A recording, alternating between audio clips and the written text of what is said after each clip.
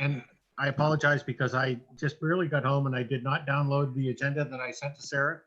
But I believe the very first item is a bylaw review and discussion.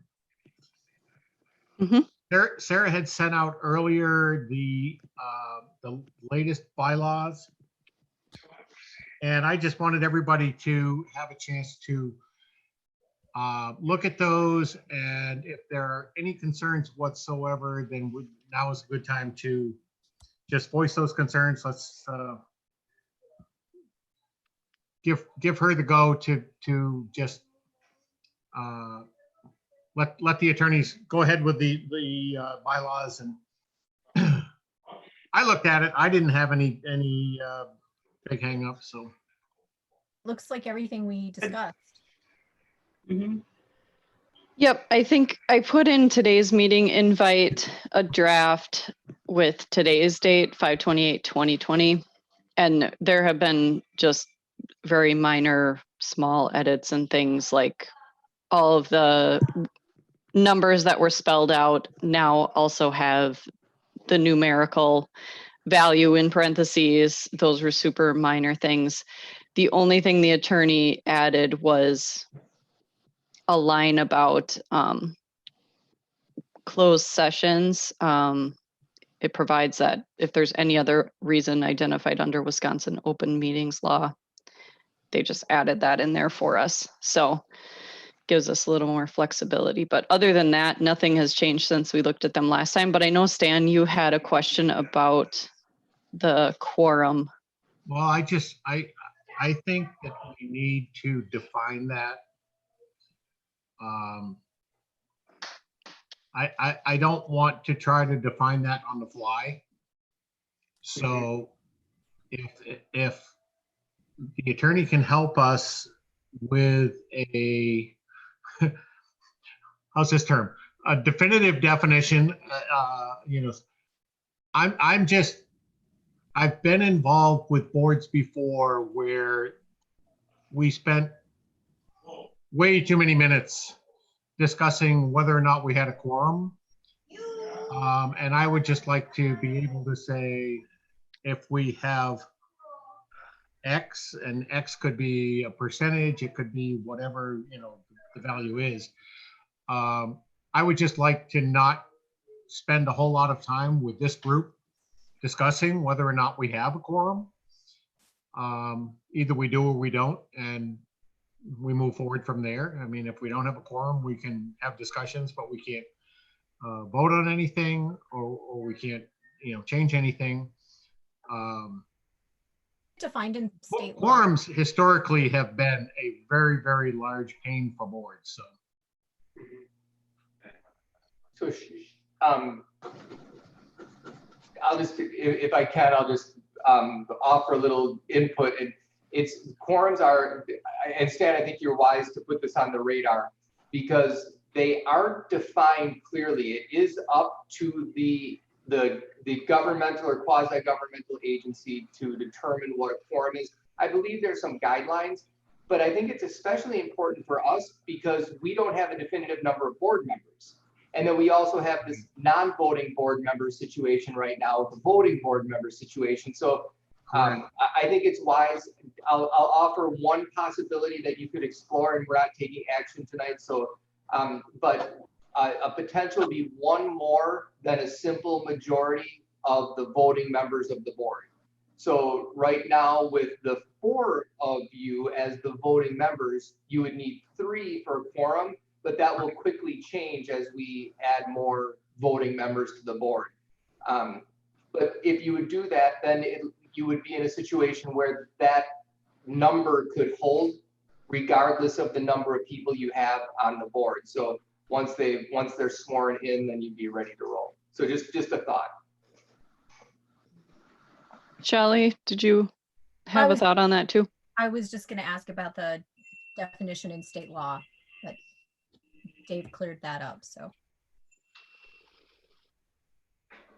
Shelley, I can barely hear you, so I don't know. Again, can you guys? I've had no other trouble with this. It's crazy. Is it better? That's better. Yes. Okay. as we consider a decision, I think the simplicity of a majority plus one, potentially just of the voting members, might be something to consider.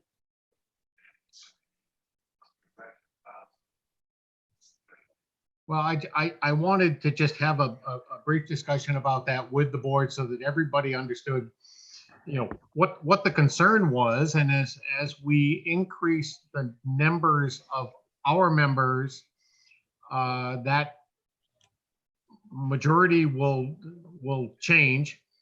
And I just want to, it's critically important that as we have more and more meetings, that everybody try to make those meetings so that we can have quorums.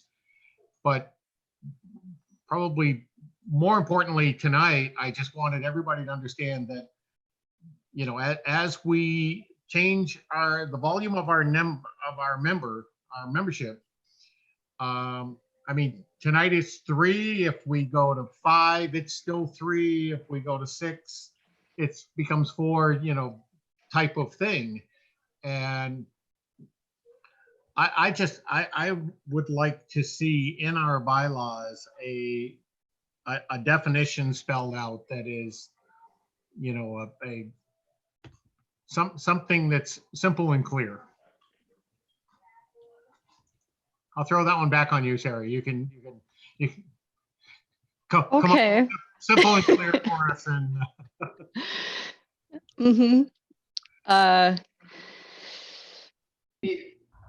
So I'll jump in just to help you out, Sarah.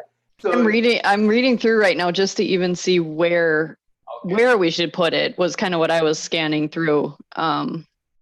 So in there somewhere right now, because I was scanning as you guys were talking. I don't see it in here. The word is in there, but not a definition. correct. yeah, so And that's where I've gotten hung up with other boards previously, and I would like just to clean that one up here as quickly as possible. Mm-hmm. yeah, so I mean the 3 choices you have when defining a quorum would be a fixed number, that a quorum equates to X number of board members, or the other ones that I've seen is just a simple majority, or the simple majority plus 1. Those are the different variations that I've seen. I'm sure there's a lot more. Those are just versions that I've seen. And one thing we could, because you're not taking action, you could all consider it, and at the next meeting, then we'd probably put on the agenda action to approve the bylaws, and then any one of you could make a motion to say, move to approve the bylaws with the stipulation that we would define quorum as X, whatever you decide, and then you could continue the discussion then if you want. No, I think, David, I think that's good guidance. It becomes then a question, is the quorum a simple majority of the number of governing board members or the number of governing board members present at a particular meeting? So there, I think that we need to be very, very careful that for whatever God-given reason, 2 of us can't make a decision for the whole board.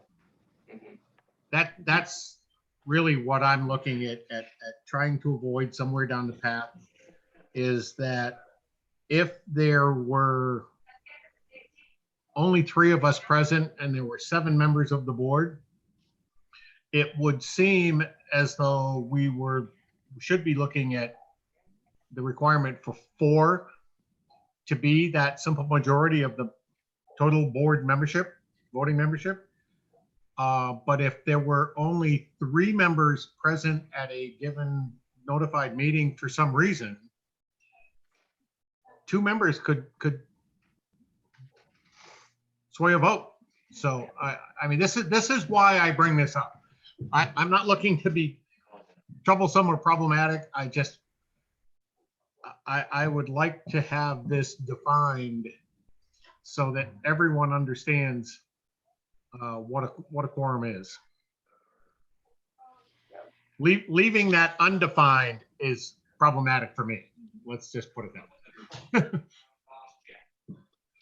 Yeah, the current place that it is in our bylaws is on the second page, which is section 4, towards the end of that paragraph. And it says appointment of each member candidate shall be by a majority of the voting members present at the meeting, provided a quorum is present. So it's talking about what Stan is saying. If we have 7 members, what is the quorum that's required so that we can even vote?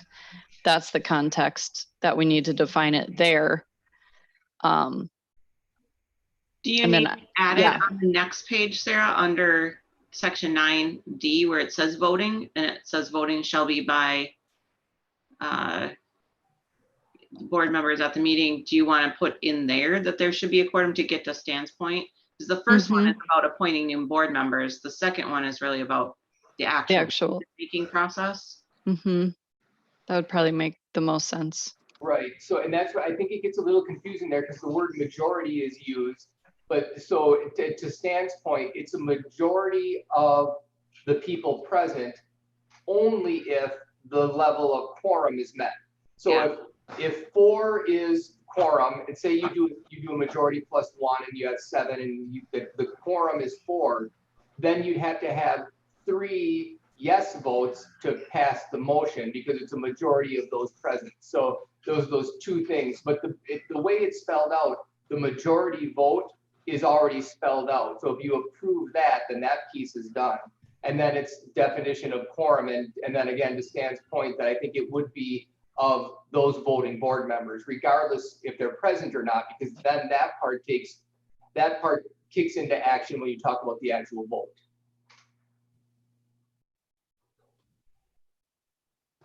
If that makes sense. And I like the idea of the half plus 1 or whatever, majority plus 1 or something, just for right now.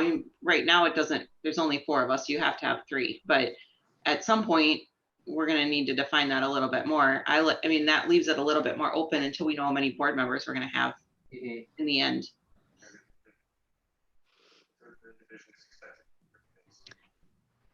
So under that D, Melissa, do you think it should say HVCS governing board members at the meeting, provided a quorum is present again there?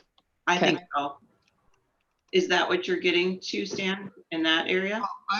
I'm getting to that provided a quorum is present, so long as at some point we have defined that quorum. Yep. And the quorum is whatever, a majority plus 1, or, you know, it's, I mean, there are people much better at this than me, but I like the references to a quorum so long as the quorum has been dutifully defined.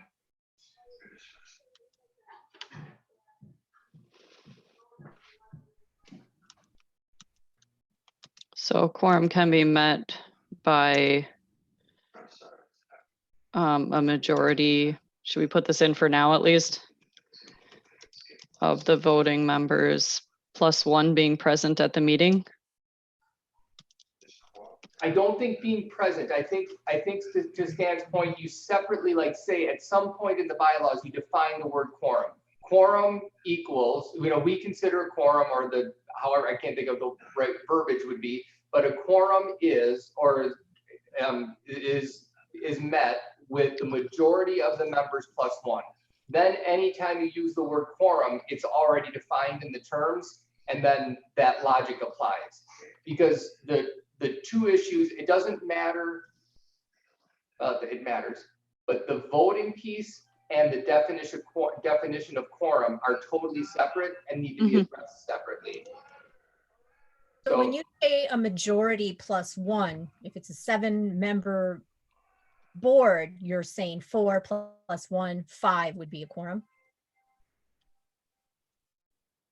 Or a simple majority, so 4 would be a quorum? Yeah, that's a good question, Shelley. Okay.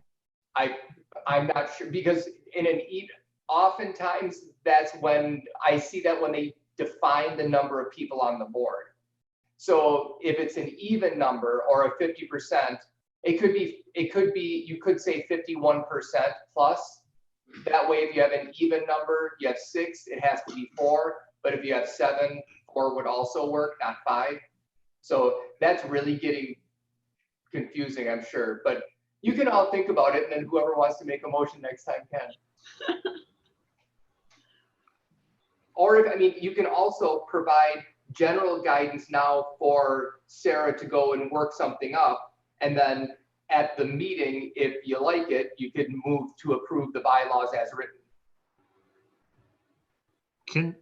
Can we not move to amend and then approve at our annual meeting? I mean, yeah, so I mean, the whole idea of bringing this up today was so that we could have this discussion tonight, and then at our annual meeting, we can have a discussion, vote, and move on with life. I didn't mean and don't mean to, you know, turn this into, you know, something that's going to stall us. I just have lived through this many, many, many times, and this is the best time to resolve it. Mm-hmm. So. I put a blank line in the bylaws for now with a quorum is defined by, and we can work up some samples and then kind of take a look at them next time. If that sounds good to everybody. No, that's fine, Sarah. I just, you know, if it's necessary to get legal input on it to just make sure that we're on, you know, solid ground, that's fine. But this can eat up hours of future meetings if we don't resolve it right now. So, and I'm happy to move on to the next agenda item if everybody else feels like we've spent enough time on quorums right now. So. And the next agenda item is our governing board expansion. And what number of members do we feel is a manageable and sensible number of members for our GB? Sarah had sent out earlier a list of contacts that had shown interest, and you know, I still am sort of bouncing around in my own head outreach to other entities that may have some interest in what we're doing or may not, but I thought that it would make sense to reach out to those people in any event to see if there was interest in at least hearing on a regular basis about what we're doing. So I guess the first item is, what is the feeling of the rest of the board as to the number of members that we should have on our governing board if we set any limits at all? I mean, I always feel as though there's a multitude of reasons to set some limit, but I'm open to all sorts of discussion here. So. Are we limited by up to 15? Is that what is written in the charter, right? Yeah. 15, yes. I think ours has a little bit of confusion in it just because like right now, Dave, Aaron, and I don't know whether we would technically count in the 15 or not. And I don't know if you guys feel like we need to also make sure we're all clear on that. Like if you'd ever want more than 12 people other than the 3 district members. But I think it's pretty clear that 15 was the number and the majority needs to be non-school district employees. So I mean, whether or not there became reason to have another Dave, Sarah, Aaron on the board, it just means that we need to make sure that we maintain a majority of parents or non, school employees. So I don't think, and quite honestly, my outreach to other entities included the school district as to, is there anybody else there at the school that would represent any sort of a group that might be interested in knowing exactly or more frequently what we're doing. I mean, groups like the Board of Realtors or, perhaps the Home Builders Association, or people that deal with people coming into town that might like to know what it is that we're doing so that they can say, hey, look at what Hudson School District is doing. Yada, yada, blah, blah, blah. So, I mean, I one of the groups that came to mind rather quickly was the Homeschoolers Academy, or whatever they, it escapes me right now what they call their group, but they do have an organization of the homeschoolers that would probably be interested in what it is that we're doing.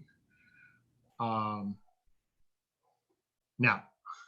Dave, Sarah, Aaron, I don't know how that works with your numbers, and I know that numbers matter, your head counts and all of that, but how do we, address a homeschool type of student in the virtual charter school? So I'll speak to that a little bit if I could. So first of all, again, I think that's a good direction to expand the board and identify certain groups that may have a vested interest and would be highly engaged in the governance board level. I think that makes a ton of sense. We actually received legal advice, that it would be in the best interest as you add members just to remove us completely from the board. We'll still be here. We'll still take part in the meetings. We'll assist you. We'll answer questions for you as you have them. We'll get materials for you, do research for you, but just to remove the confusion. So because there's a contract with the district, between the district and the governance board, or actually the nonprofit entity, because there's a contract, at some point there could become a dispute that needs to be resolved with that contract. And if Aaron and Sarah and I are living between two worlds as board members, but also as employees of the district, could create a conflict of interest. So as my recommendation would be that we would be removed from the board and just be advisors. Very similar to what we do with the school board. We're not on the school board, but Aaron and I sit in every one of the meetings and answer questions and give reports and so forth as the board requests. I think that's important for the public to see this governing board as independent, or having, a degree and level of independence from staff. Totally agree. And then that cleans up the quorum issue too. Then you can just base it on the number of voting board members. Eventually that would be the number of members. There wouldn't be a difference between the number of voting members and the number of members. Right now we have that distinction. Mm-hmm.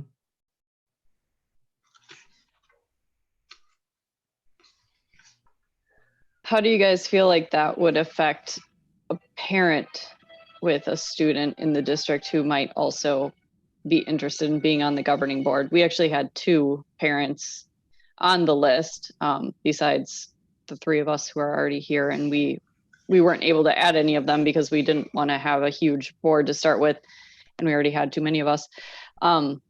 So I do know there are interested parents who are staff, and I don't know if that would be the same answer, Dave and Aaron, as for us, or if that's a little bit different. I don't know.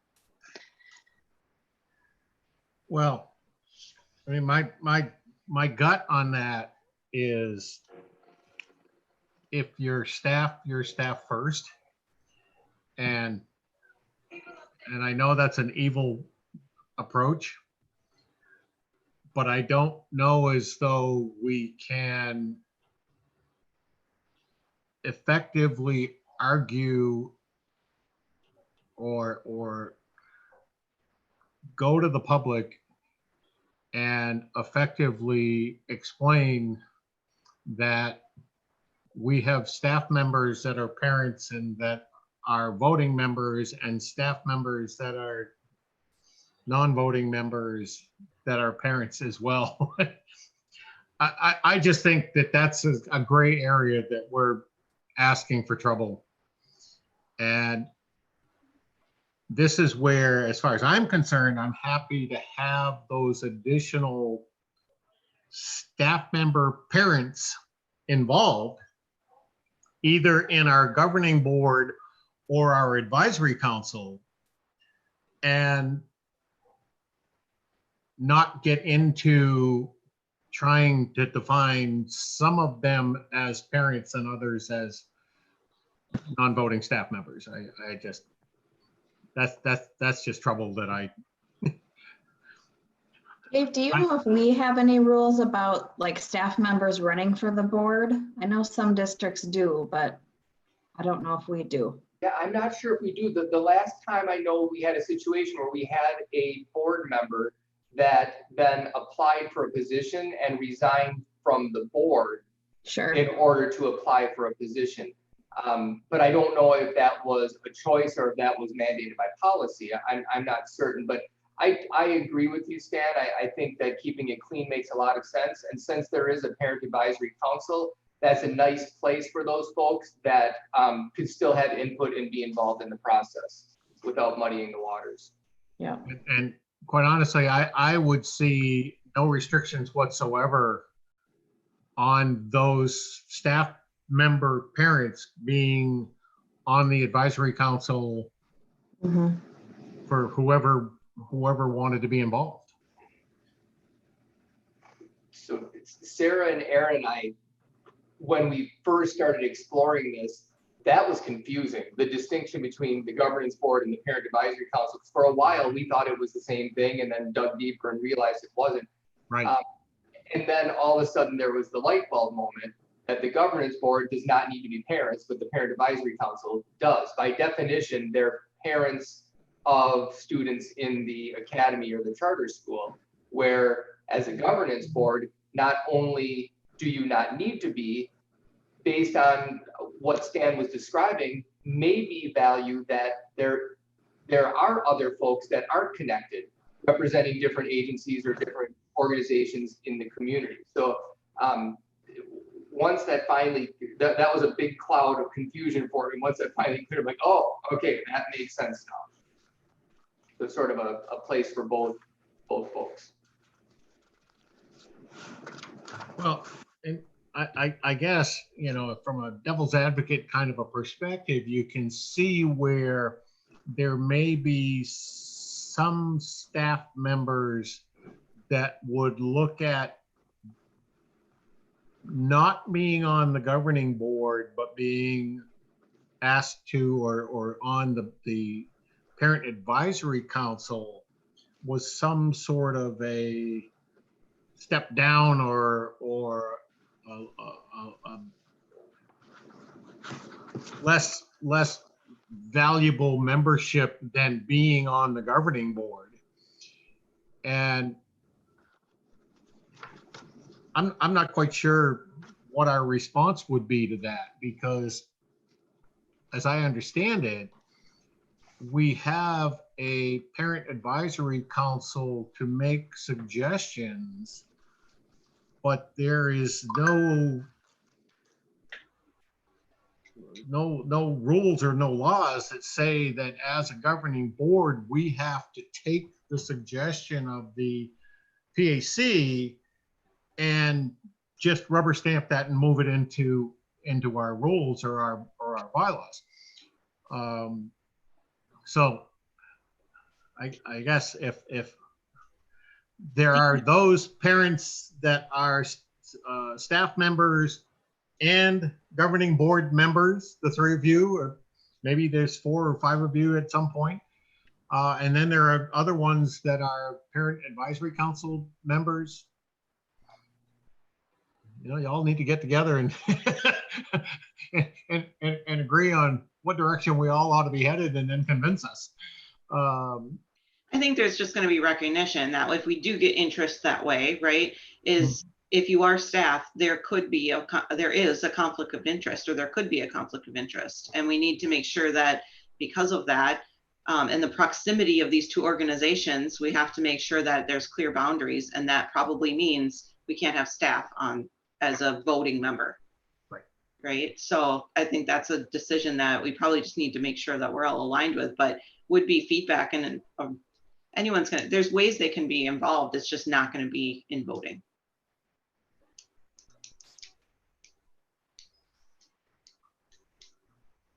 See, I think we should have made Melissa president, because she says things much clearer than I do. That's okay. I don't need to do that. You're doing great. Well, I still haven't forgiven Peter for doing this to me. So he and I will talk sometime.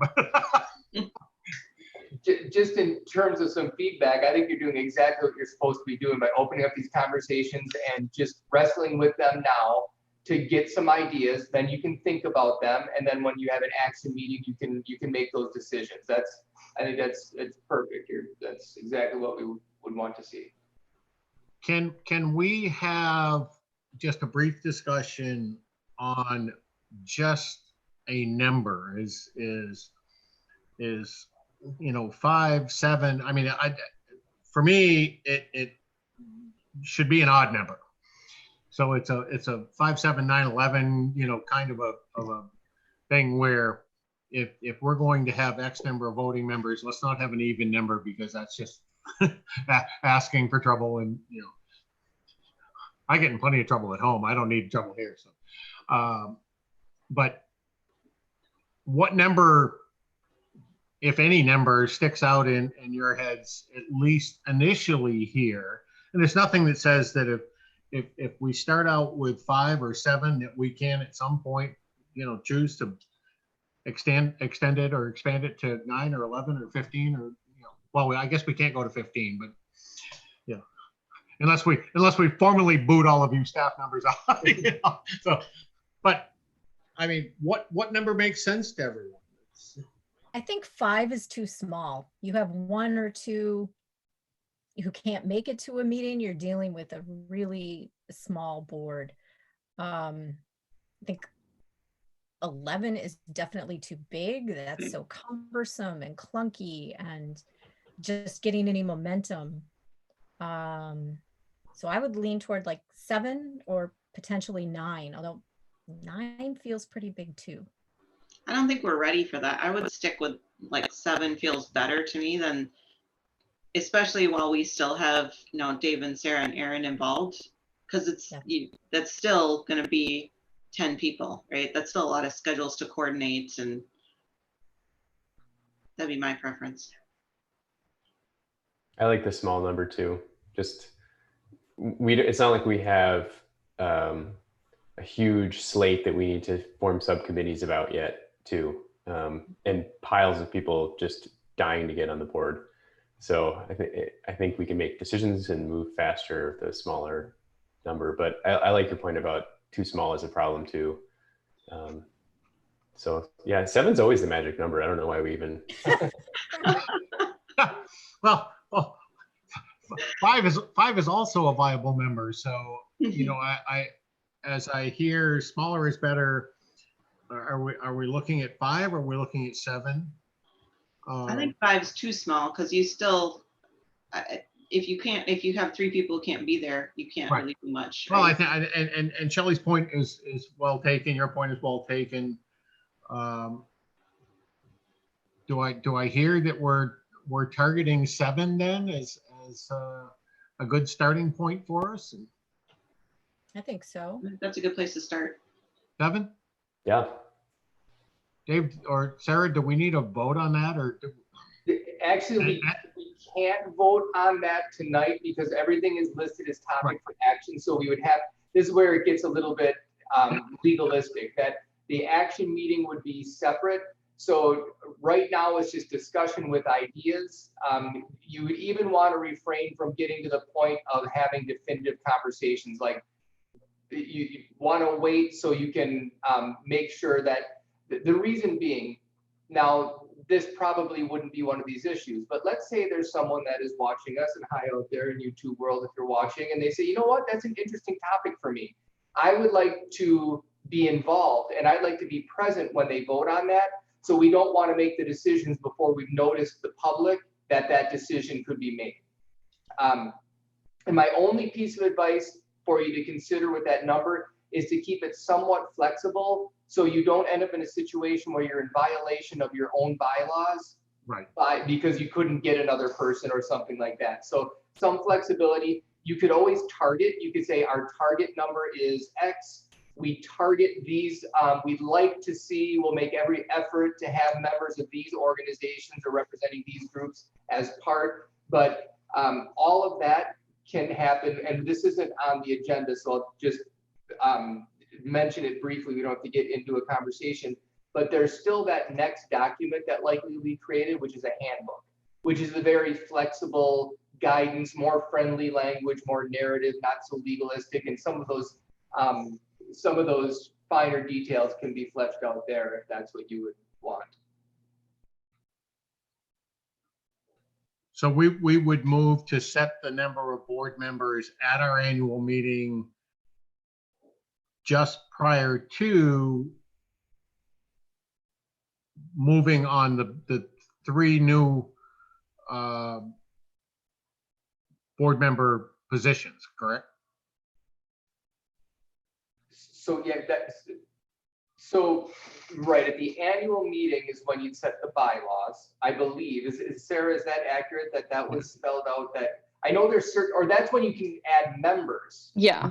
Yeah. So we could either have these bylaws acted on and official like in June, if we all feel like we want them in place before that annual meeting, or I think we could also like vote them in at the beginning of the meeting. I don't know if we might want to talk about that a little bit, but Yeah. I don't know if we need to have like anywhere in our bylaws, or I don't know that we have to ever say like we want 7. I think it's really flexible in the bylaws right now. And I think it would be a matter of looking at all the candidates, all the applicants, and then you guys deciding who to vote in. And then part of that conversation is here's who we have. How many are we looking? What's our target number? And then who does it make sense to invite and vote in?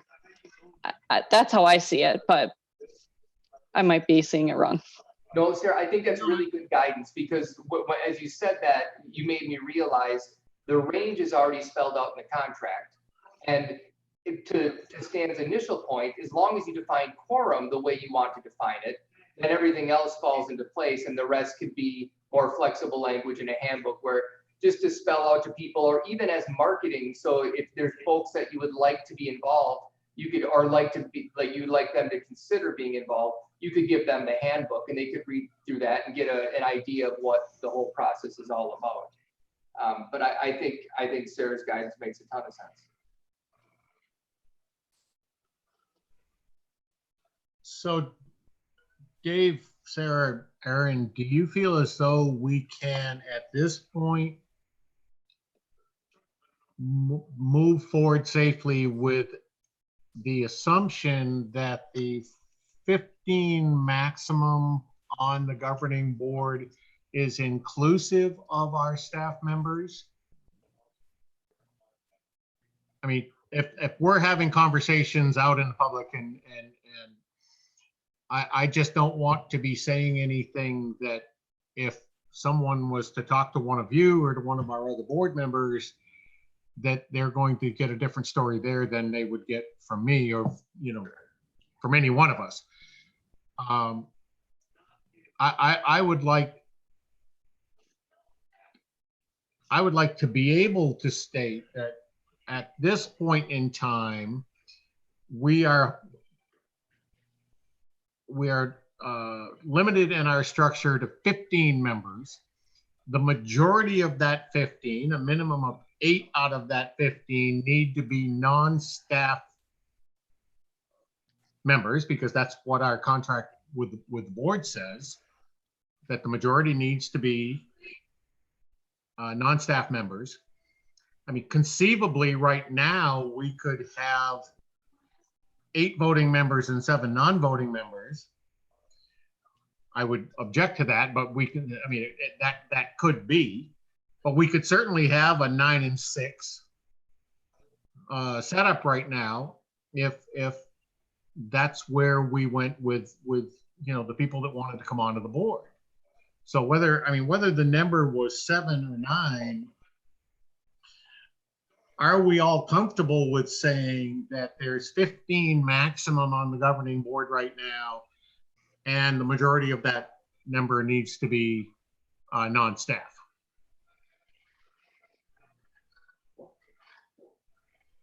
You're muted, Aaron. The language in the bylaws right now does say that. So it says a majority of the HVCS governing board members must be non-district employees and non-district board members. Is that in the bylaw or the contract? That's in the virtual school bylaws. Bylaws, okay.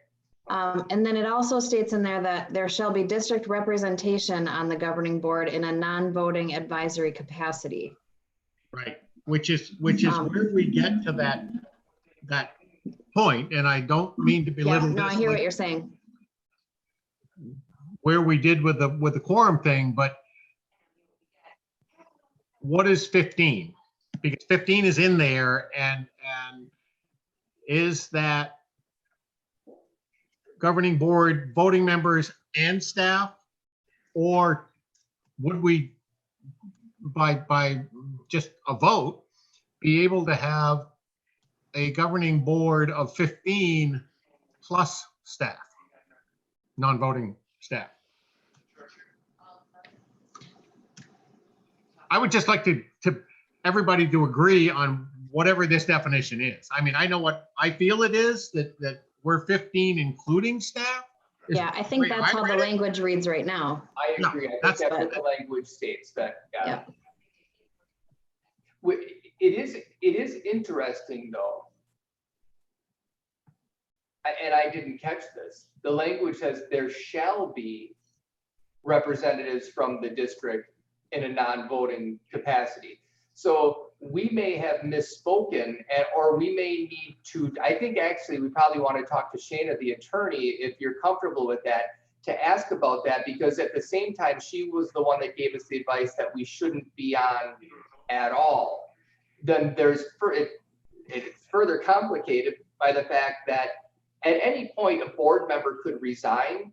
The way the contract or the bylaws, I'm not sure where that was, only new members could be added at the annual meeting. That's when you would add members.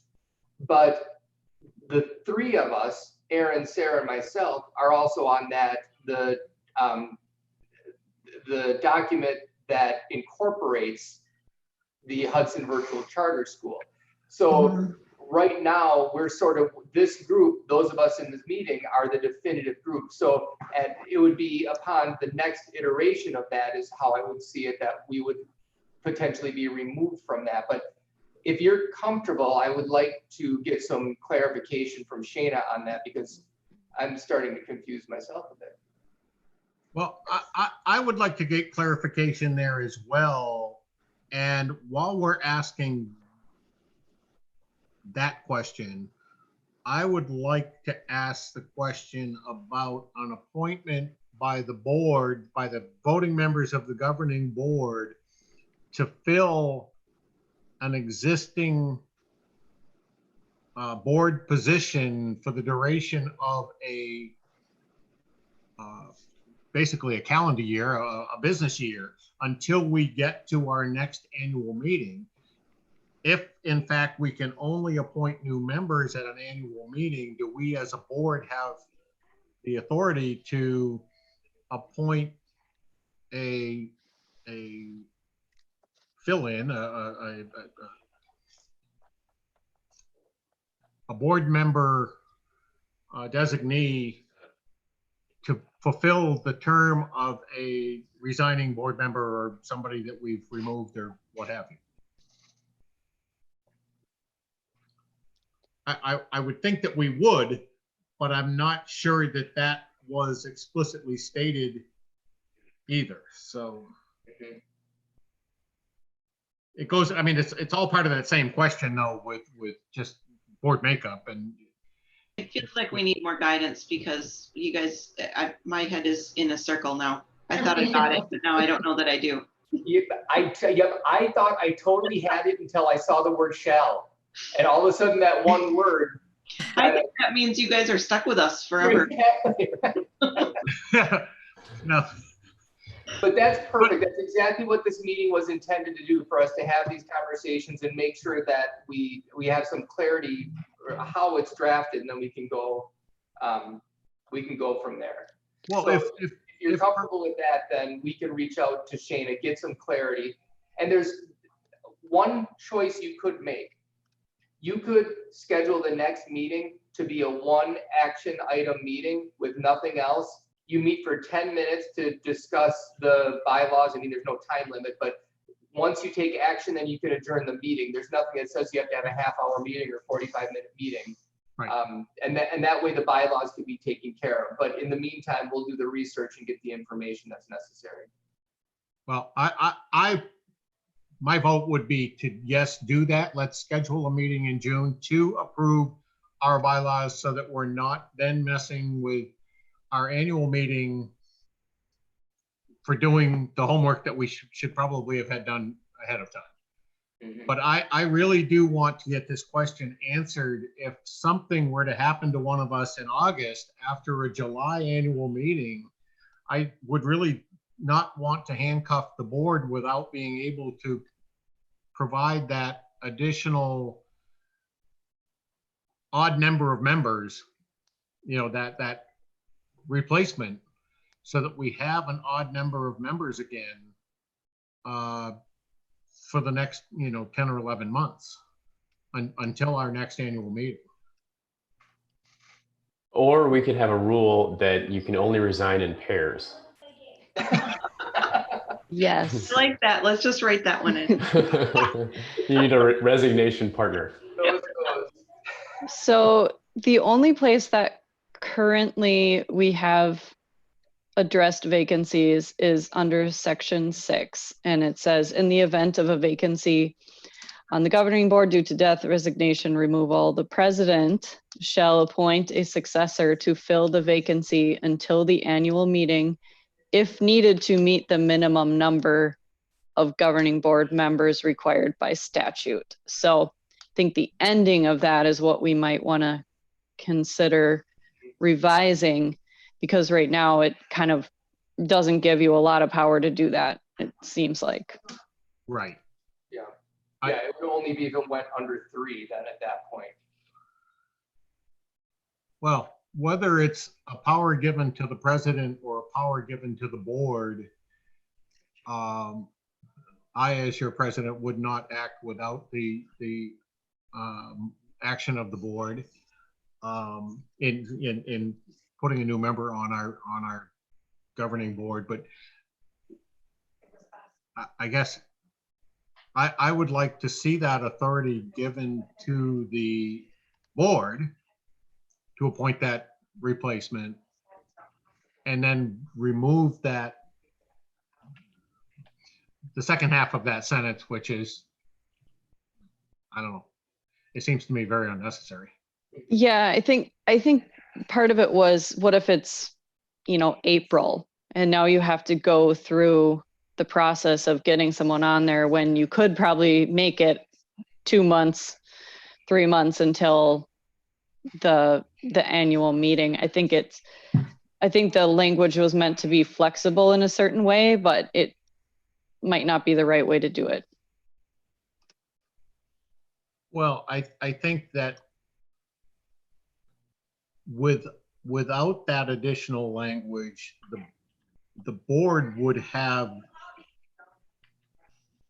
the ability to, one, either stall their way through until the annual meeting, April, May, and June, or act. And I think that it would behoove the board to do whichever one of those things that they saw fit.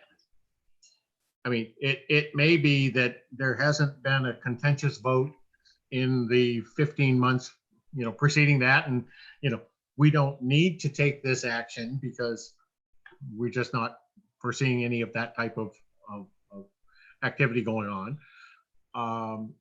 We may not feel as though we have anybody that we could agree on as a board, which is why I think that giving that discretion solely to the president is probably not wise. I certainly don't look for that kind of power, and I would think that, particularly in a board that's 7, 9, 11, 13 members, that we ought to be able to agree as to who we bring on to work with us. But Stan? Yeah. The other thought is, if it ends up being a contentious board, and I don't anticipate that it would be, but what if 6 of us come with favorite candidates that we want to propose? Would you want to consider the president makes a nomination and the board has to take a vote to make the appointment? I don't know, maybe we're over anticipating things that could go wrong, but that's another approach. And it gives the president a leadership role, but not taking action purely on his or her own. I do think that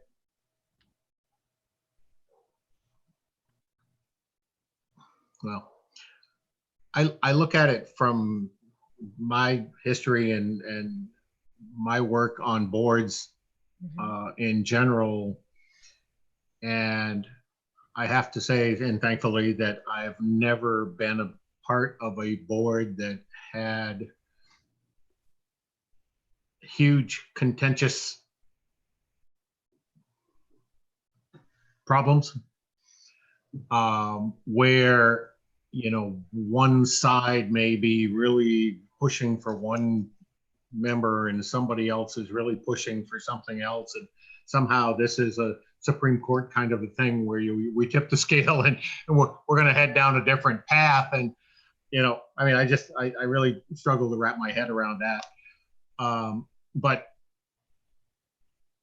I mean, I've answered all sorts of questions over the years, and really it comes down to who is the best candidate to fill a particular single spot on a board for X number of months. They're not having a lifetime appointment or anything else. And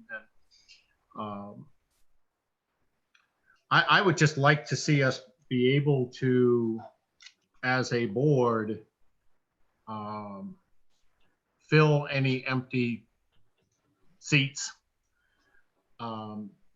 It will help us, particularly when we're in that 7 to 9 member scale there, where there are going to be times when getting a quorum is difficult.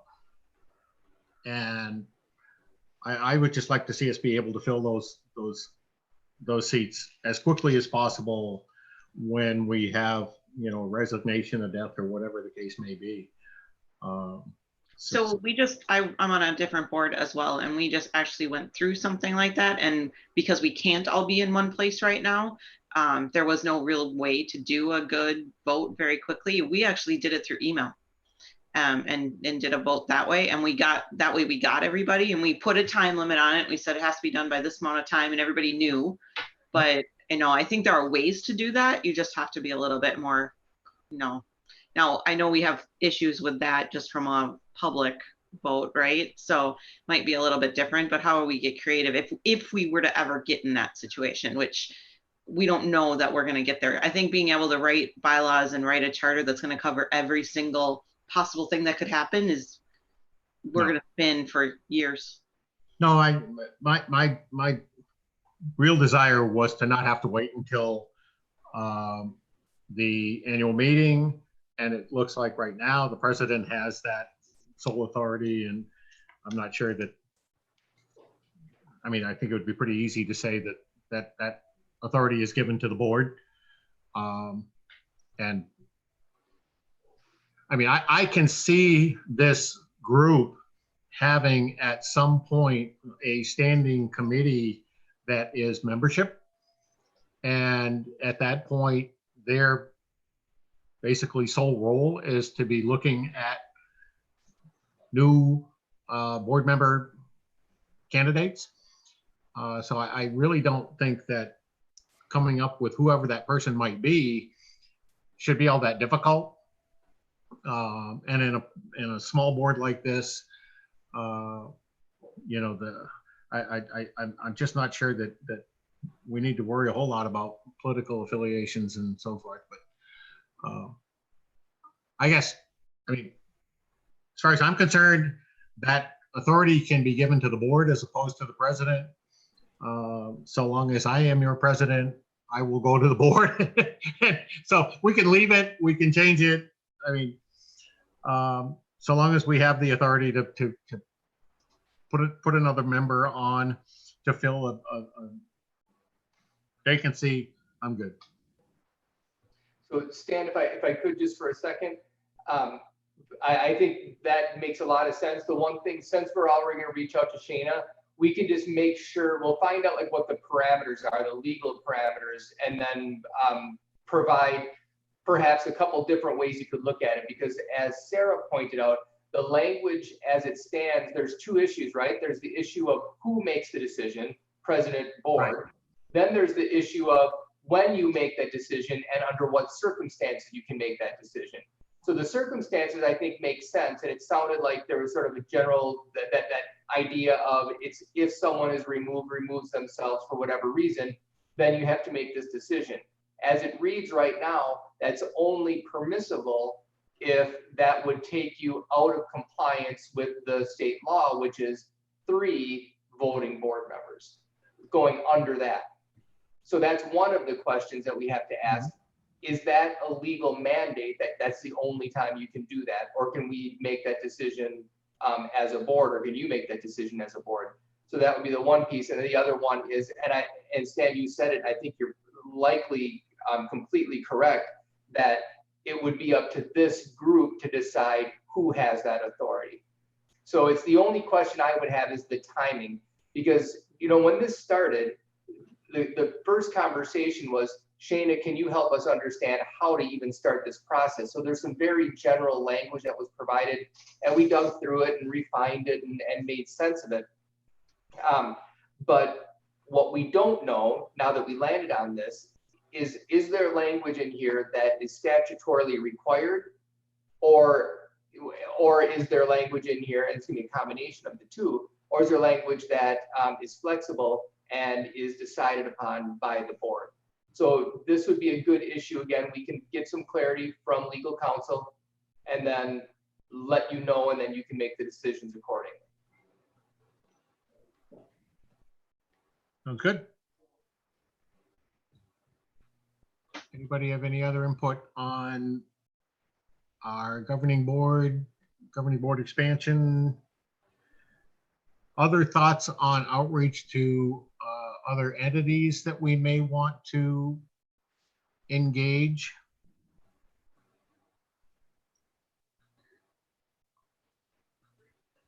And I know that question is sort of being floated out there rather randomly here tonight. I don't know as though we need to, you know, sit and try to come up with a list of those entities, but I would like for everyone to think about what other entities we may want to engage in and how we may want to do that. I mean, do do we want to propose a a standing seat on the board for the Board of Realtors or the Home Builders Association or what have you? I mean, I'm not sure that I think that that makes sense, but I've seen boards operate that way in the past, so it's just something to sort of float out there.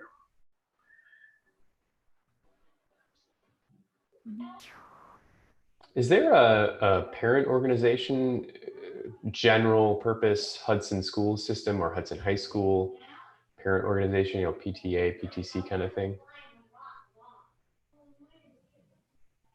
So at all the elementary schools there is, and at the middle school there is. I'm not sure where it stands right now at the high school. Quite honestly, I'm not totally certain. I don't think there's an organized group at the high school, although the interest seems to be growing. So that's a good sign. Okay, yeah, I just think if there were one, they might have sort of a broad perspective of student needs, parent needs that would be useful. Yep. Somebody who's plugged in there would probably be good to pick their brain periodically.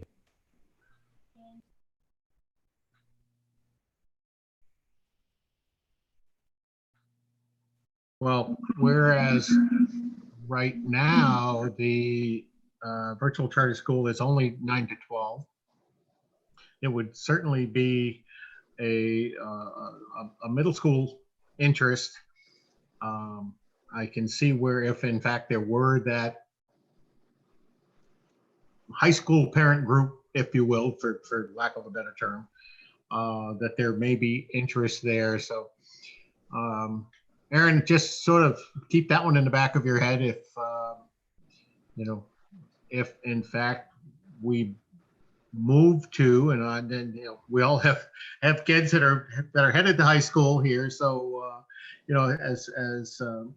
as we get there, there's going to be some additional interest on all of our parts, but I don't want to be blinded by having only our board perspective either. And I would really like to have that additional perspective of people that aren't part of our group necessarily, or acutely part of our group. And, what are we missing by sort of being focused on what we're doing and not being focused on the bigger picture? So. Moving on the agenda to the Parent Advisory Committee, all of the discussions that we just had about our board pertain to the what I will refer to as the PAC, the Parent Advisory Committee. Number of members. The Parent Advisory Committee, I think by bylaw, needs to be parents, but in this day and age, I would not try to define parents, because there are lots and lots of kids that are being raised and brought up in broken homes or alternative situations. It could be grandparents, it could be aunts, uncles, what have you. I choked a little bit about the whole Parent Advisory Committee nomenclature, but I couldn't come up with anything that I thought was any better either.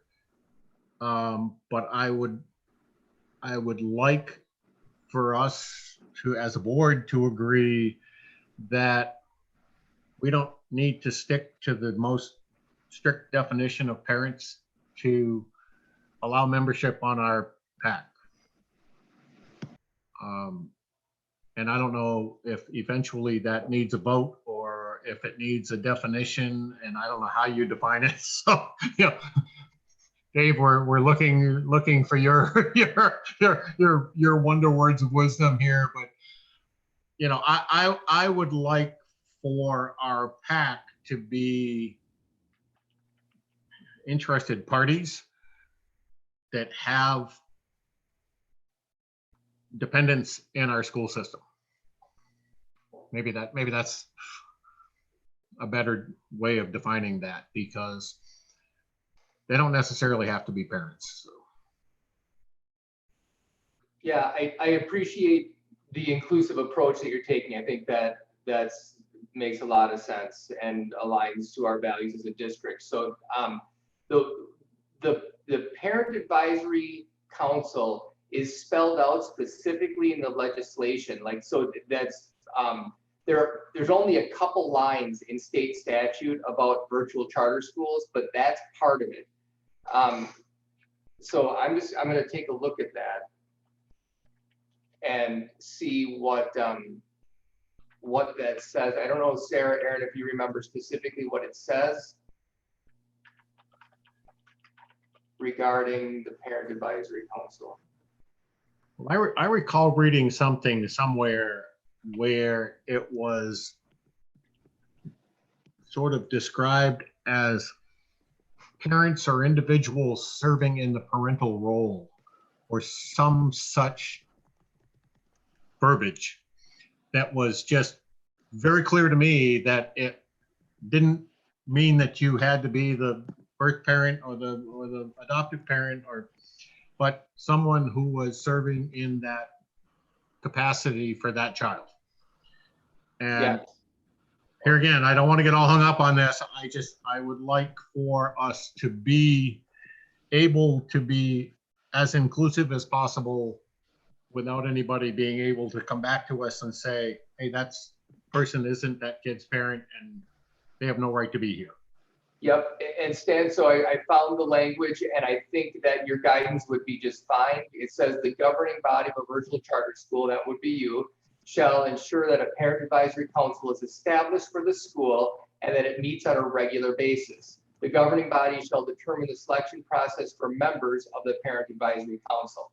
So what you're doing is exactly that. You're discussing what that criterion process would be.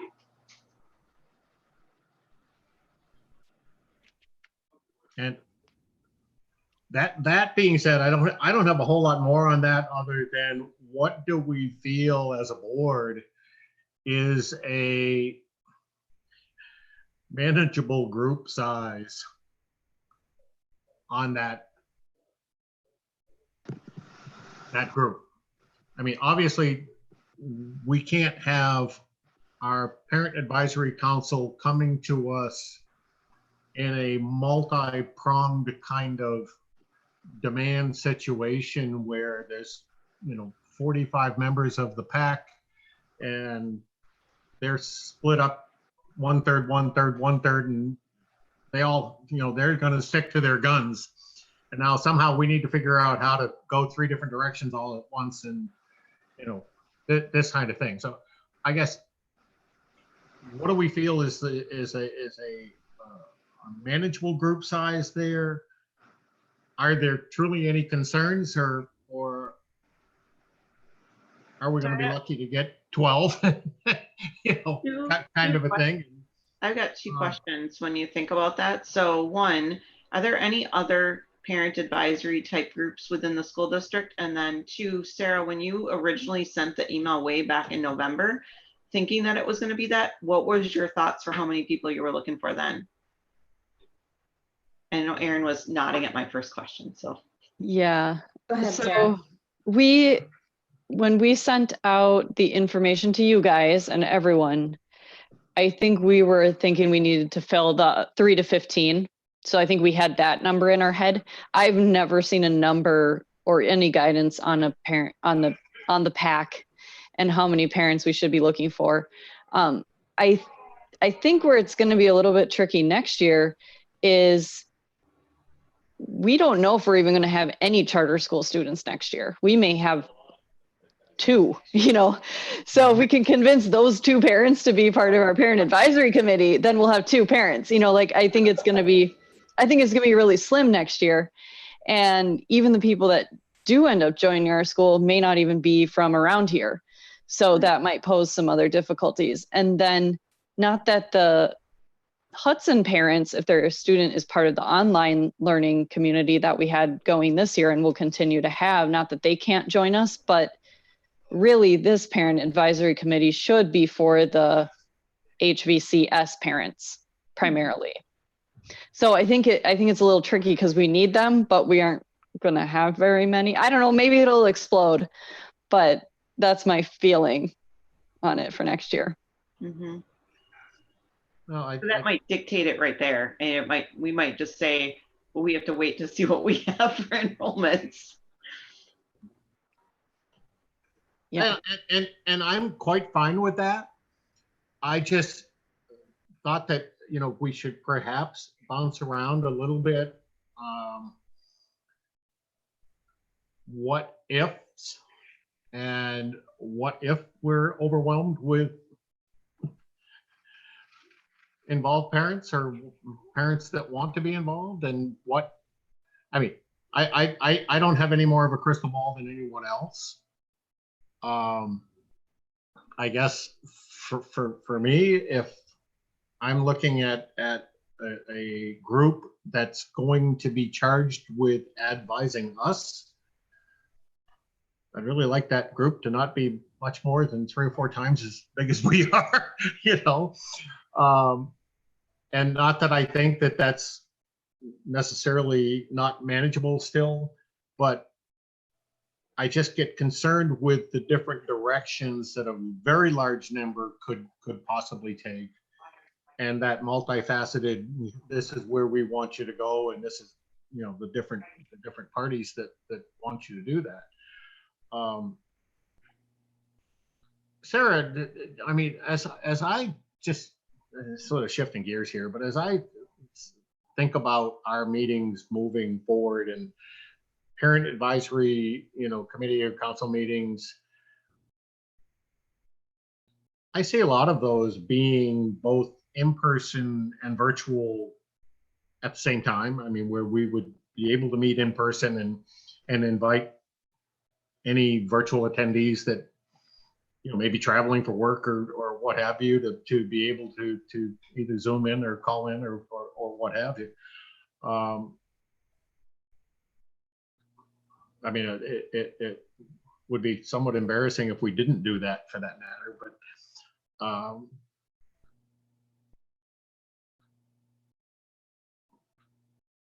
Dan?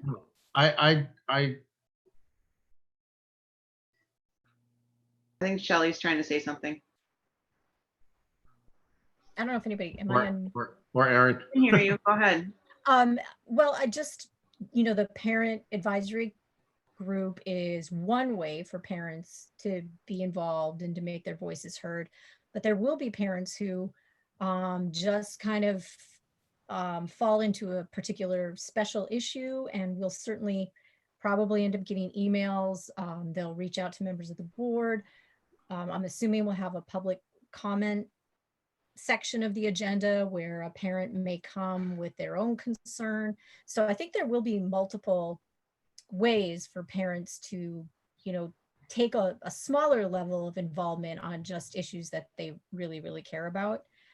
But I agree to your point about managing the size, especially in the beginning, because if through the process we're like, wow, there's a lot of interest in being involved in this group, and we think it's a significant contribution, we could always change that as we go. But I think smaller is probably the way to start.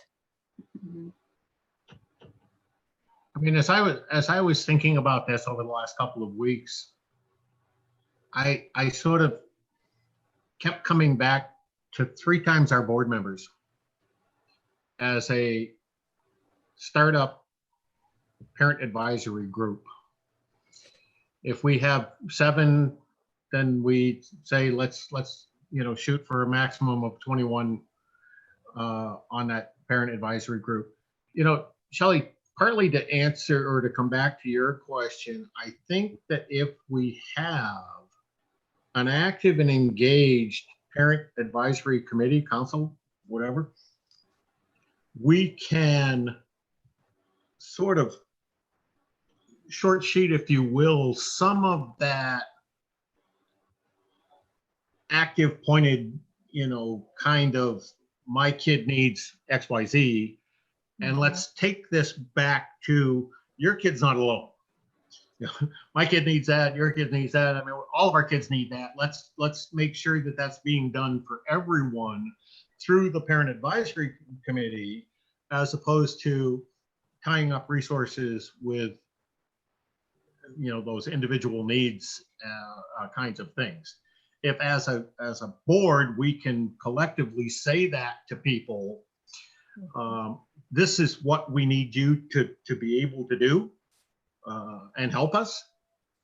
I think it would help the PAC, it would help our board, it would help staff, it would, help all of the engaged teachers and so forth. So as I think that's a most good- parents, if they're given a place to speak, that they feel as though they're not wasting time, we can certainly make the best use of our resources. So that might be a good goal to get you that 3 times the board members. To Sarah's comment, that might be several years from now, right? Oh, sure. We don't know how many kids we're going to have. So that may be, if we want to put some guideposts out there and say, we never want to get bigger than this, but boy, we're going to be gosh happy if we have 2, right? So. And I'm absolutely good with that. I tend to, as I work through these things in my own head, I tend to create worst case scenarios, because this is where you plan for the worst case scenario, and anything short of that is manageable. No, we could very easily have 2. We could very easily have 0. So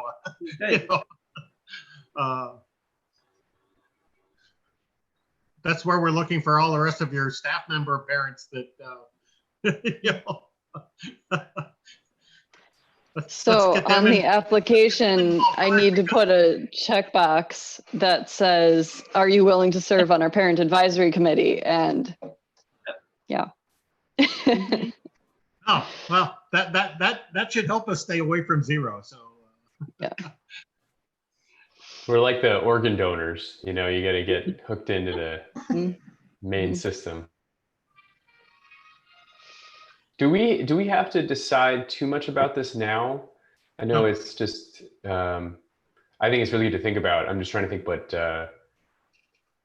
if we were required to have more of a formal process in place, or if it can be, the board is evolving their process continuously, potentially. I don't know. Well, Peter, to your point a little here, I mean, one of the things that I had under the parent advisory committee was, and obviously this is by no means a concern for next year, but as we move forward, if we're going to set some sort of outer limit on that committee size, do we want to contemplate or consider a grade level number of, so that the parent advisory committee isn't entirely made up of freshman parents, if you will. So I mean, do we want to consider that the freshmen, sophomore, junior, seniors get some quantity out of that total number of seats available? And that's not anything that, other than just tossing something out there to say, hey, this is something that came into my mind while I was thinking about this, and what do the rest of you think about it? So.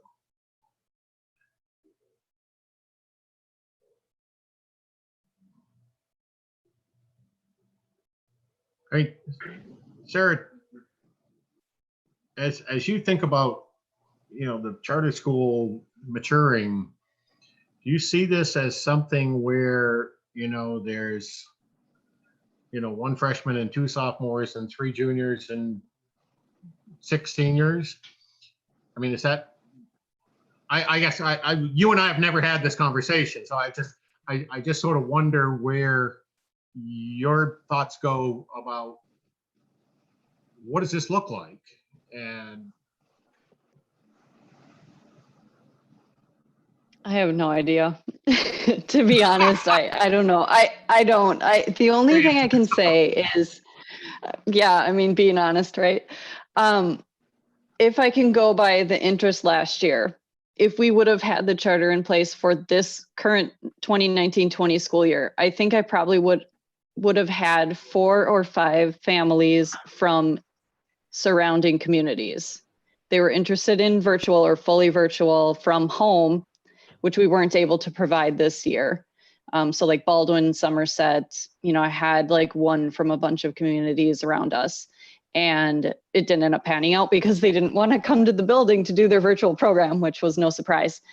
So I would anticipate that number wouldn't explode for next school year, just because we haven't advertised anything. We weren't in the list of virtual charter schools for this year. What might throw a wild card up is that all parents are trying to figure out what, as you guys are, right? What is school going to look like next year? I don't know. Basing anything off last year is so hard because who knows? And even if school is normal, right? And normal is, who knows what normal is. Parents, do they want to send their kids back is going to be another question. I've heard a lot of people I know asking that question, right? Are you comfortable with that? And who knows? Because 3 months from now, who knows, right? But I think that's going to be a big impact. So will we have more interest naturally because of that, where parents now are looking for these other options, and maybe that's a time to capitalize on it. Now we have to be careful, because do you really want to grow that fast? I don't have any idea, but it's going to be very interesting the next couple of months as people feel their way through what they're comfortable with. Yeah. Good point.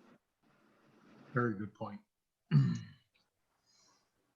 So, I mean, that's not anything we need to put a vote on either, but I just wondered about, do we break that pack up into grade levels, or do we just let it fill up with interested parties and worry about that once we, get a group that is pushing our outer boundaries? So, any other thoughts on our parent advisory group? Any thoughts on marketing the parent advisory group in town and out of town? Parents' idea of putting a checkbook on the application. Put your mark if you're interested. What do you guys think about that? I actually just revamped our internal interest form that we already had up and running for Hudson students. I revamped that yesterday for our new virtual charter website, and I don't have that question on there. Is that an appropriate question? Is that a question we should we put on there? Do you guys, I see Stan nodding, and Pete, I think, was nodding, and okay. So I can add that on there, and then at least we could say it like, are you interested in learning more about being involved in the parent advisory committee, or something like that? Yeah. Yeah, that doesn't feel parasitic or anything to me. I mean, these are the people that are most aligned. It doesn't seem scammy if that's a reservation. That seems natural to me. Okay.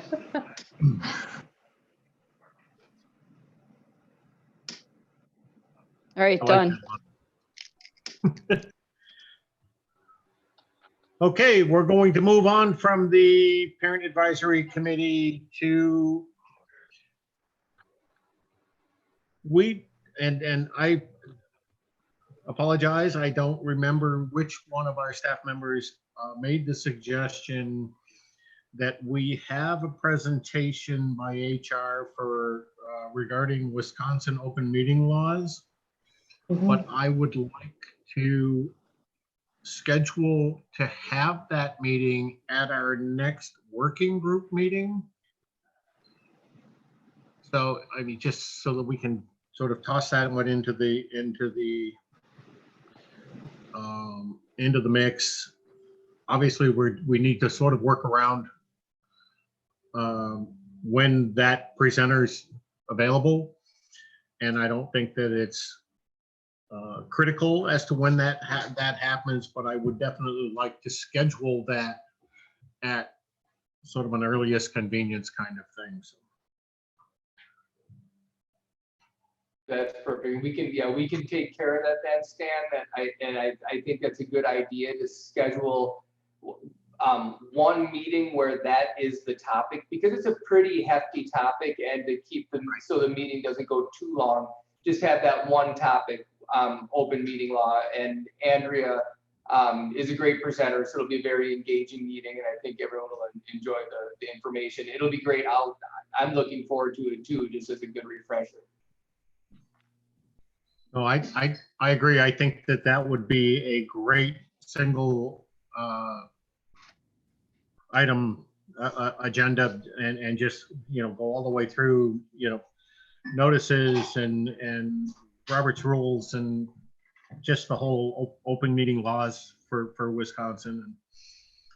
And like I said before, I've been involved in an awful lot of boards, but no board since I've taken up residence here in Wisconsin. So it would not hurt me in the least to have someone bring me up to speed with those.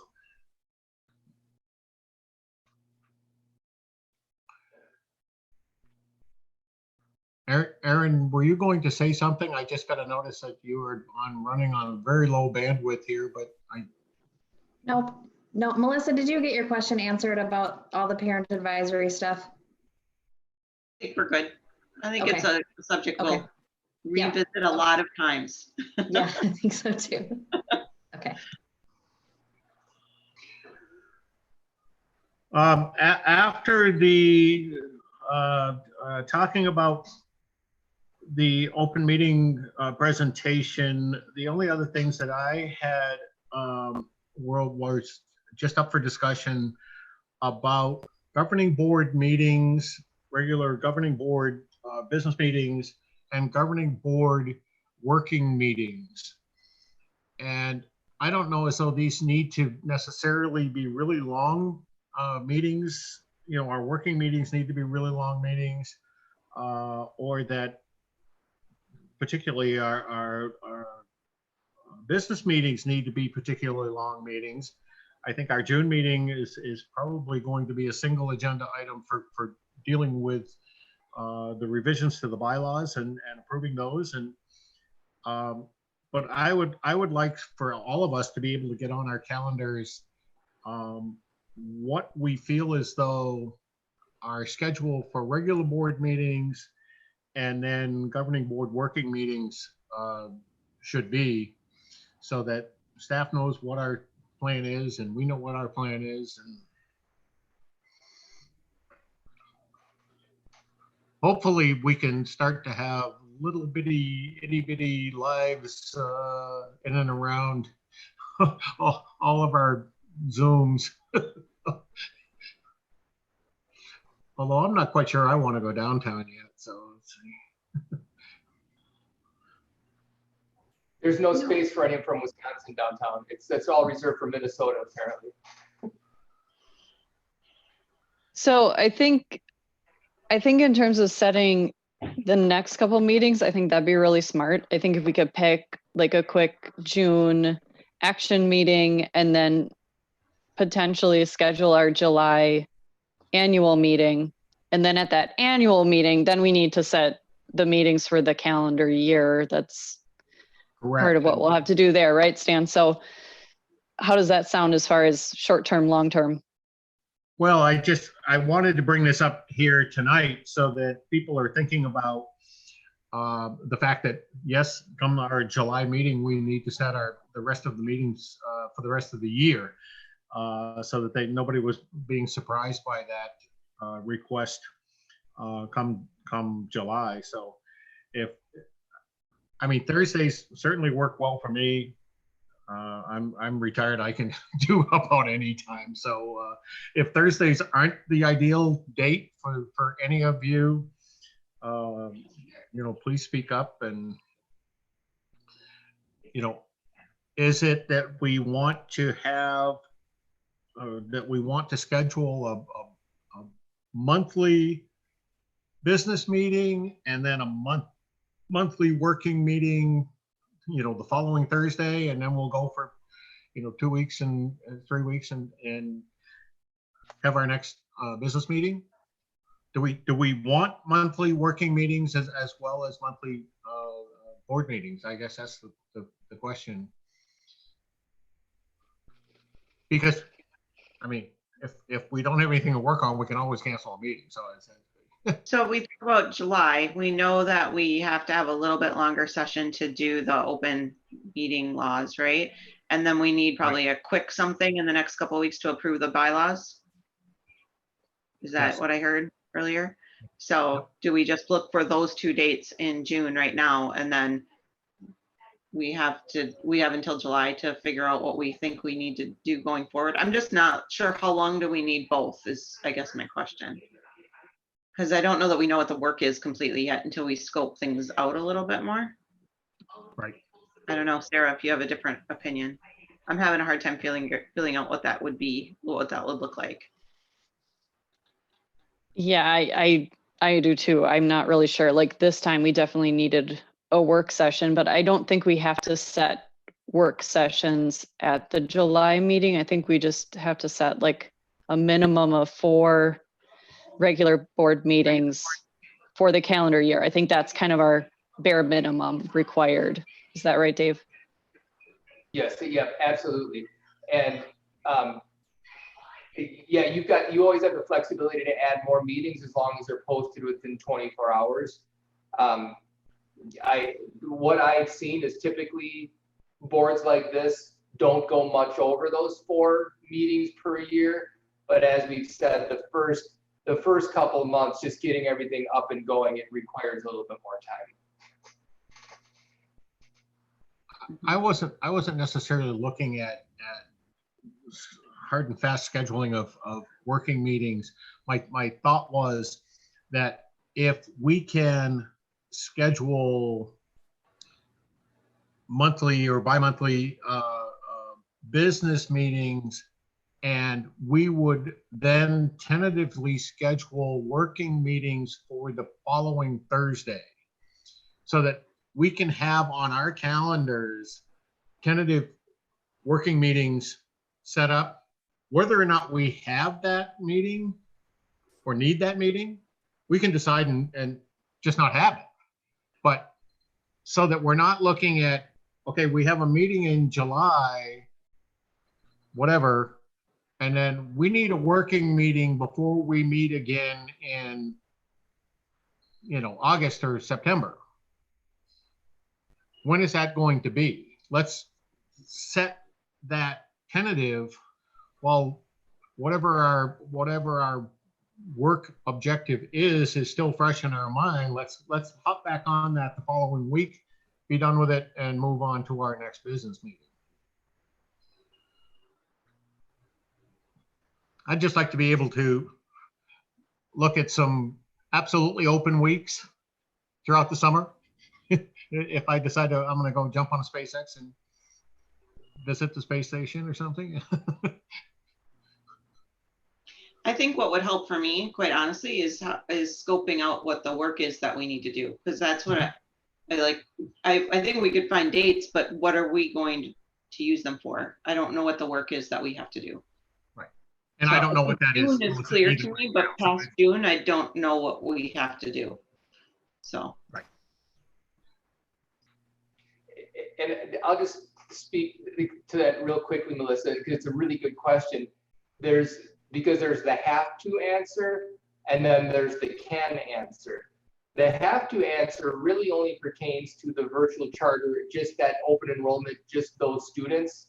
But the can is really, I wouldn't say wide open, but there's quite a bit of latitude.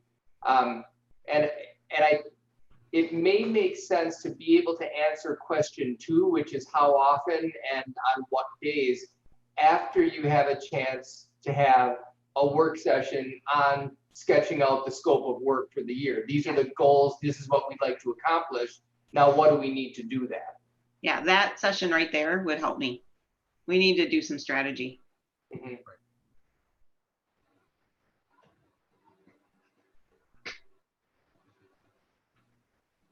Me too. Agreed. Well, and you know, for me, I need from staff, what can our board do to assist and support you? What do you need from us to, you know, act on, to not hold up anything that you're trying to do on your end? And constant feedback, because I think Melissa has hit something, you know, right smack on the head here. We really don't know what we're going to be looking at. And Sarah, you're probably the only one that is getting this feedback. So, you know, whatever you can sort of bounce back at us, and we don't need names and, you know, numbers and all of that, but I mean, it would be helpful to say, you know, hey, we've got, you know, 20 kids that don't ever, you know, intend to step foot back into the school again, or what have you, you know. So it's, but I agree. I mean, we need our task, and then we can sort of assign roles and get to work.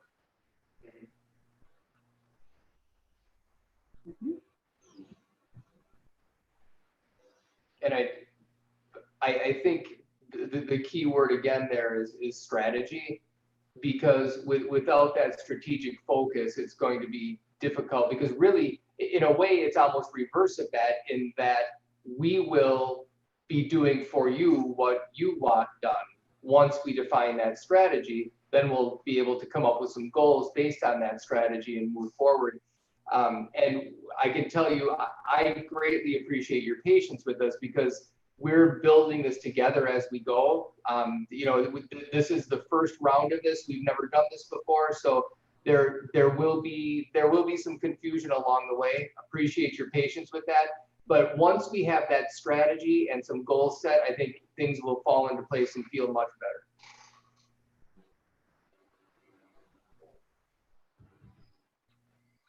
Well, and once we have a little bit of normalcy, I think things will start to fall back in place, and we can feel a little better. So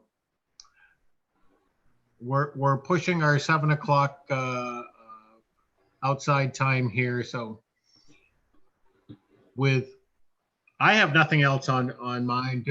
Sarah, did you want to try to establish firm dates for June and July?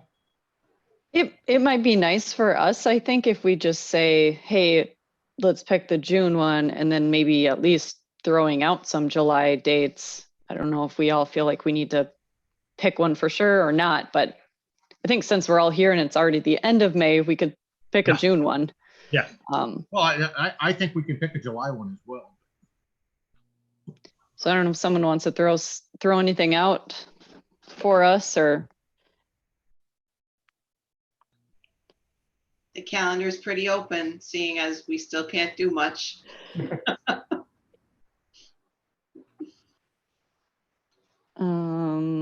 As long as we stay virtual, it's easier, just because, yeah. You know, I know we're going to the cabin for a couple weeks, but as long as it's virtual, it doesn't matter. So like June 18th would be, what is that, like 3 weeks from now? So would we think June 18th, 25th. if that's a target date, would we be looking at that as the work session where Andrea presents on open meeting laws and Robert's rules?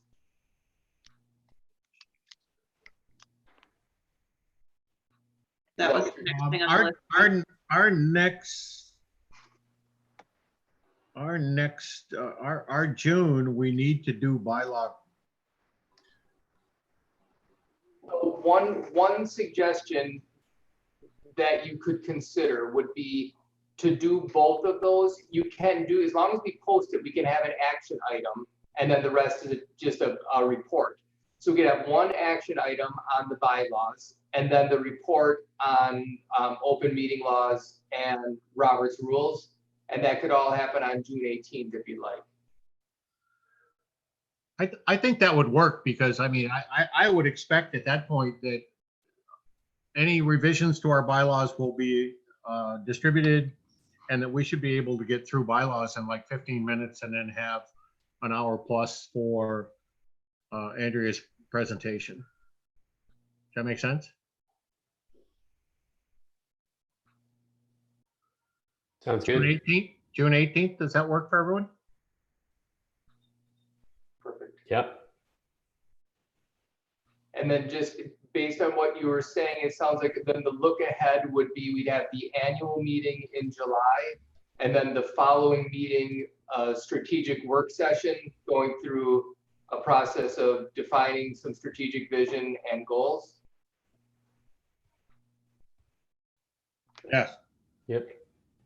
Thank you. That's super helpful. Then Sarah and Aaron and I can sit down and sketch out what you might need to be able to do that and put together a process.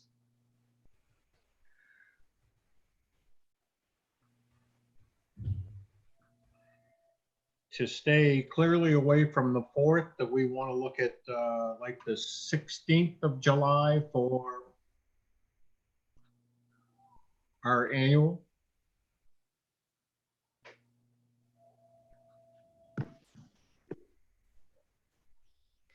I'm out of town then, but I don't know that that necessarily matters. And I suppose if we're still meeting in this fashion, I could still join. If it's virtual, it doesn't matter where you are. Yeah, Yeah, there's no escape is the yeah, problem. no, vacation doesn't exist Like, anymore. Aaron, you just can't be like in the Wild Horse Saloon or any place because we're all just going to be too jealous. That is the bad part about working from home. There's no excuse. Nope, I know. Well, does the 23rd work better? I mean, I'm just looking to get something on the calendar here. The week of the 13th works better for me than that. Following week, there's a possibility that we have dance competitions. So that is if there is actually competitions. Yeah. Not something solo via video. Or I don't know. We'll see. They it's keep what we telling did us. with all of our music competitions this spring. So. July 16th. All those in favor say aye. Aye, aye, aye. Good. I'll say aye. Aye. Works for me. Sounds good. Aaron's coming in from the Wild Horse. I can see it now. And do we want to set that July working session or no? Or August working session? Or wait until we see that we have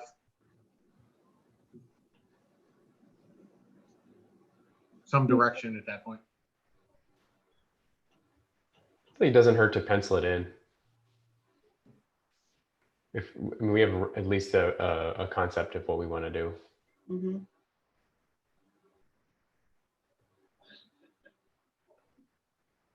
How about like the 13th? I feel like that would give us a little bit of leeway on the start of the school year. So like, I'm thinking of the handbook, you know, that might be a piece that would be good to get input on. It would be nice to have that done around then, as opposed to like later in August. Well, I just wondered if we didn't want to move that a little earlier in August to not Okay. pinching I mean, the end of July or very early in August as opposed to pinching the end of August there. Sarah.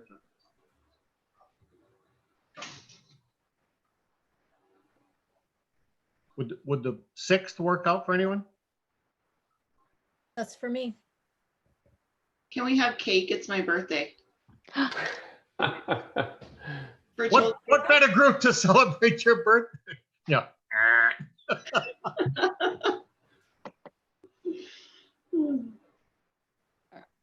Aren't you going to be going out for your birthday? No, not if the restaurants are like they are right now. Yeah. Really? Well, I'm not opposed to even the final Thursday in July, 2 weeks after our annual. If that would make sense to people, but I don't want to squeeze the end of July too much on Do we even know when the school year is supposed to be starting? Definitively? Well, yeah, we know when it's supposed to be starting. We'll see what happens. And so we did not, we did that survey to find out interest, but we're not changing the date. So it's the same date that was originally scheduled. So September 1st. September 1st, yeah. What would be most helpful to staff? End of July, would that be more helpful? Either worked just fine for me, so. Yeah, either one. Yeah.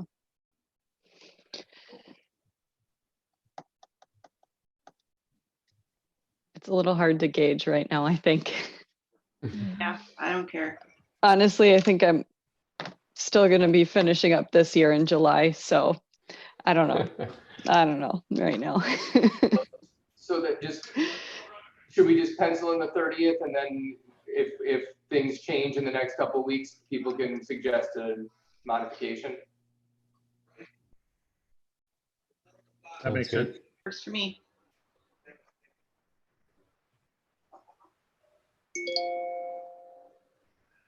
July 30th as a tentative?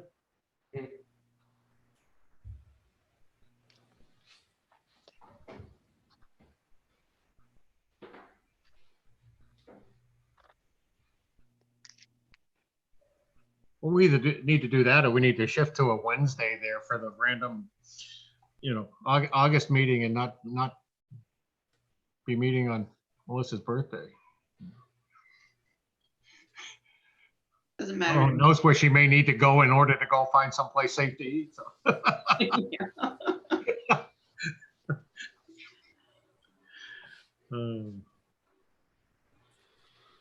So June 18th, July 16th for the annual, and July 30th as a tentative work session after the annual. Works for everyone? Good. Sounds good. I'll entertain a motion to adjourn. Motion to adjourn. We're all having so much fun. I'll put it out there.